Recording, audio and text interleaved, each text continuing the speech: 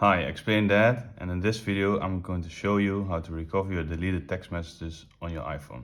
Now let's get started. So go to your settings first,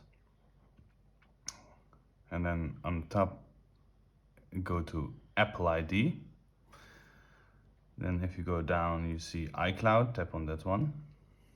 And messages is not here in this setting, so just press show all. And then you go to the full screen, and then right on the top messages, tap on it, then toggle it off. Just wait a few seconds, and after a few seconds just bring it back. It will load for a second, and after a few seconds you can check your messages if they are back. Sometimes it doesn't work the first time, so you need to do it a few times to let it work. The second thing that you can do is through iCloud. So the first thing you do is make a backup from your iCloud. After you've done that, go back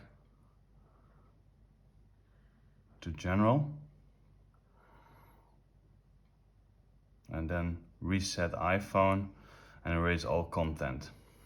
After you reset all your settings from your iPhone, the factory settings, then start it back up, and then do your iCloud backup again and just set it back to normal, and then that second one should work for your deleted messages.